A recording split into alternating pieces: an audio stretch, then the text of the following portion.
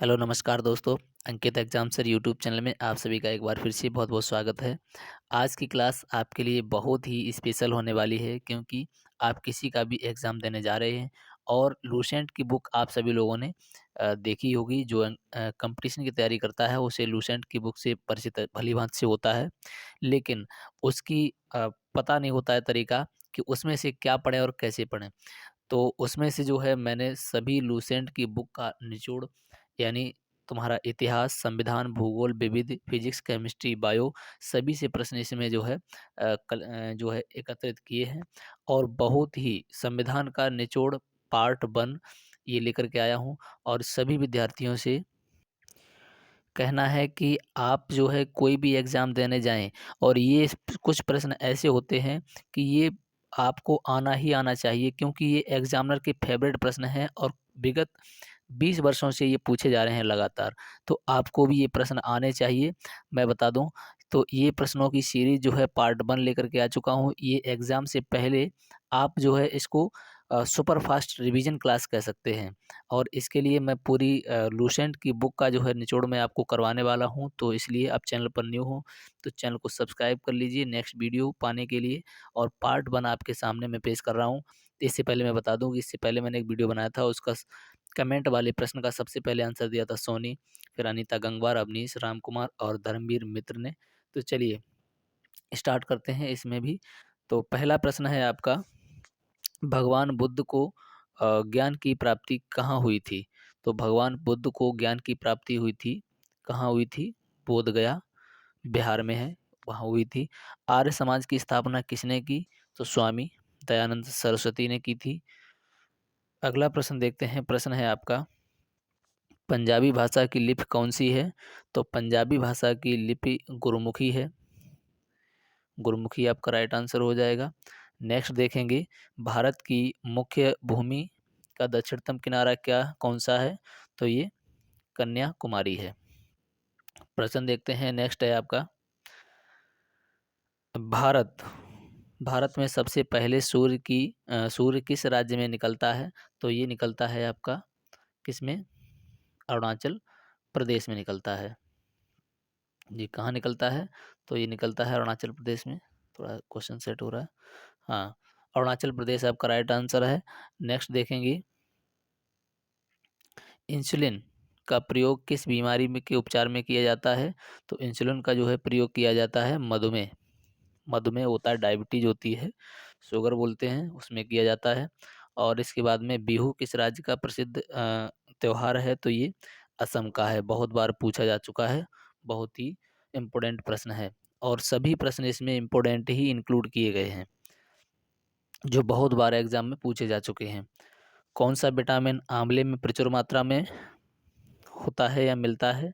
तो इसके लिए आपका राइट आंसर हो जाएगा विटामिन सी मिलता है।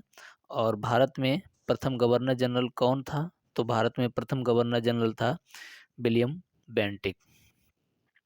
नेक्स्ट प्रश्न देखते हैं। प्रश्न है, कागज का आविष्कार किस देश में हुआ? तो कागज का आविष्कार जो है चीन में हुआ था। कहाँ हुआ है? तो ये चीन आपका राइट आंसर हो जाएगा। गौतम बुद्ध का बचपन का नाम क्या था? तो गौतम बुद्ध का बचपन का नाम था सिद्धार्थ। थोड़ी क्षमा चाहूँगा, ये क्लास थोड़ी स्पीड में हो सकती है क्योंकि मैं सोचता हूँ कि कम समय में आपको अधिक से अधिक प्रश्न आपके पास पहुँच सकें। तो चलिए प्रश्न है आपका अगला, भारत में सशस्त्र बलों का सर्वोच्च सेनापति कौन होता है? तो ये होता है राष्ट्रपति। और रतौंधी किस विटामिन की कमी से होता है? तो ये होता है विटामिन ए की कमी से। प्रश्न है नेक्स्ट आपका, पोंगल किस राज्य का त्योहार है? तो पोंगल ये है तमिलनाडु का त्योहार है। गिद्दा और भांगड़ा किस राज्य का लोक नृत्य है? तो गिद्दा और भांगड़ा ये पंजाब की लोक नृत्य हैं। त्योहार और लोक नृत्य से भी मैंने कंप्लीट वीडियो बना दिया है, प्लेलिस्ट से आप देख सकते हैं बहुत ही अच्छी तरीके से। टेलीविज़न का आविष्कार किसने किया? तो टेलीविज़न का जो है आविष्कार किया है जॉन लोगी बियर्ड ने। इसको जेएल बियर्ड भी बोलते हैं।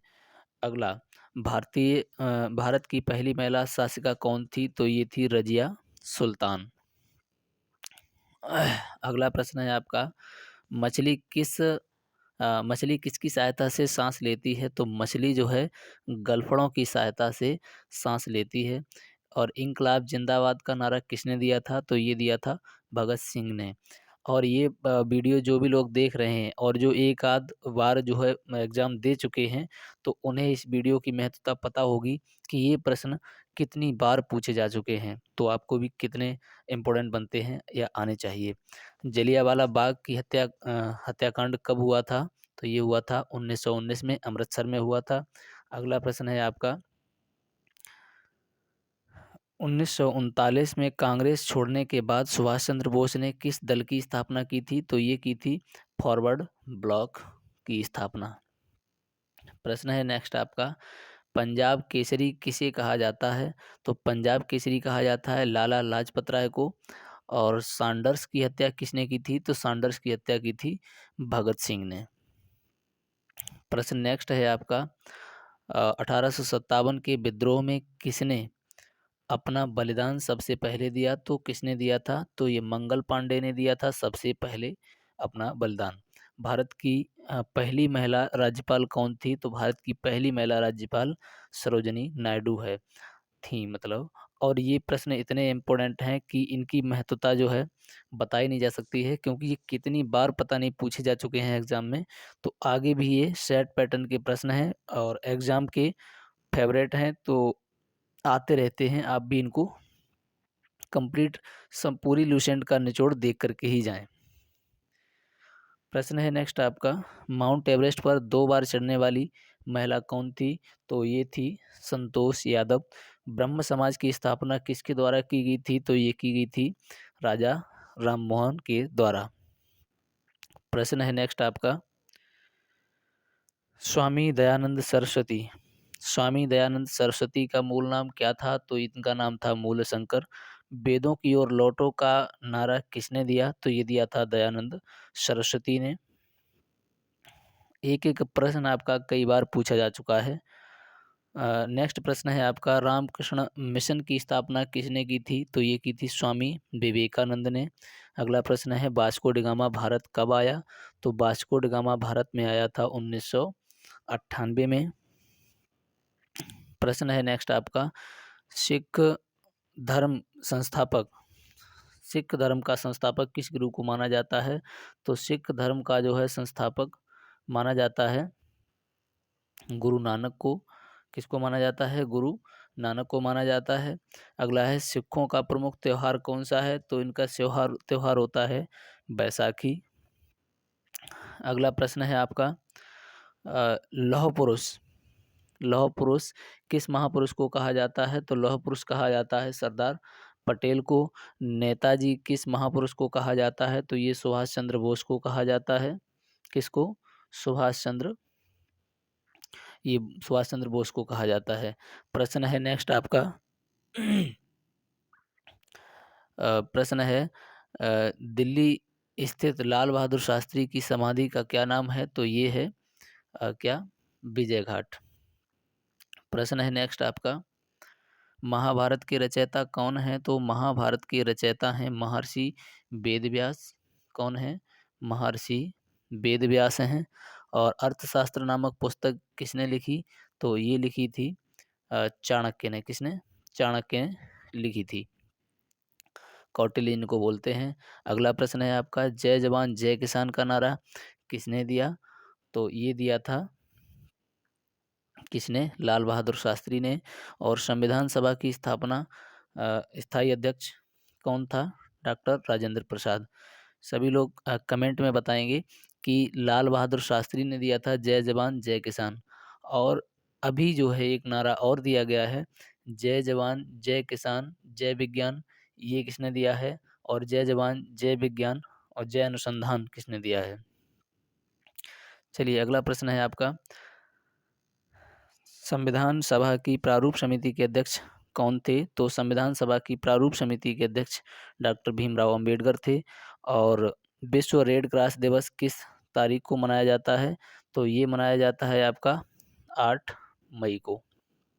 कब मनाया जाता है ये? तो रेड क्रॉस दिवस ये मनाया जाता है 8 मई को। अगला प्रश्न देखते हैं। प्रश्न है आपका, सूर्योदय का देश के नाम से कौन सा देश प्रसिद्ध है? तो सूर्योदय का देश के नाम से जापान देश जो है प्रसिद्ध है। प्रश्न है आपका, देखिए, अंतर्राष्ट्रीय महिला दिवस किस तिथि को मनाया जाता है? तो अंतर्राष्ट्रीय महिला दिवस मनाया जाता है 8 मार्च को। अगला प्रश्न है आपका, क्षेत्रफल की दृष्टि से भारत में सबसे छोटा राज्य कौन सा है? तो क्षेत्रफल की दृष्टि से भारत का सबसे छोटा राज्य गोवा हो जाएगा। ओणम किस राज्य का प्रसिद्ध त्योहार है? तो ओणम जो है केरल का प्रसिद्ध त्योहार है। अगला प्रश्न है आपका, दिल्ली भारत की राजधानी कब बनी? तो दिल्ली भारत की राजधानी 1911 में बनी। अगला प्रश्न है आपका, देखिए, जी हाँ, सबसे चमकीला ग्रह कौन सा है? तो सबसे चमकीला ग्रह हो जाएगा शुक्र। प्रश्न है नेक्स्ट आपका, भारत भारत का राष्ट्रीय पशु कौन सा है? तो भारत का राष्ट्रीय पशु सबको पता है, सिंपल प्रश्न है, बाघ है। और भारत का राष्ट्रीय पक्षी क्या है? तो मोर है, आप सभी को पता होगा। लेकिन महत्वपूर्ण है, किसी को नहीं पता है उसके लिए इंक्लूड कर लिया है। और भारत का राष्ट्रीय जलीय जीव कौन सा है? तो भारत का राष्ट्रीय जो है जलीय जीव है गंगा डॉल्फिन। क्या है? तो ये गंगा डॉल्फिन है। और नेक्स्ट प्रश्न है आपका, भारत का राष्ट्रीय फल कौन सा है? तो भारत का राष्ट्रीय फल हो जाएगा आम। इसी प्रकार अगला प्रश्न है आपका, भारत का राष्ट्रीय फूल कौन सा है? तो भारत का राष्ट्रीय फूल हो जाएगा आपका कमल। कौन सा हो जाएगा? कमल हो जाएगा। और भारत का राष्ट्रीय पेड़ कौन सा है? जी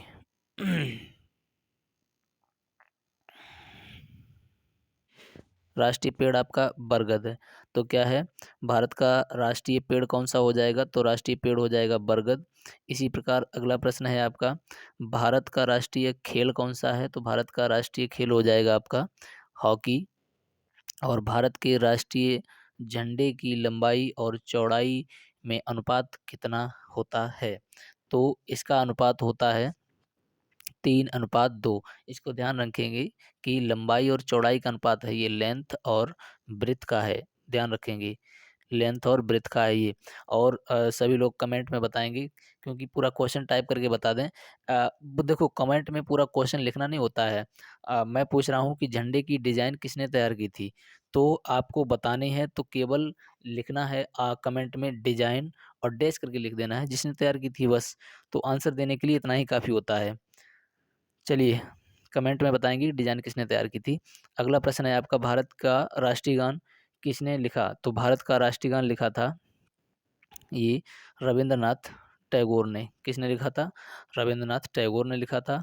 और भारत का राष्ट्रीय गीत तो भारत का राष्ट्रीय गीत लिखा था, हाँ, भारत का राष्ट्रीय गीत कौन सा है? तो वंदे मातरम है। अगला है प्रश्न आपका, भारत का राष्ट्रीय गान किसने लिखा?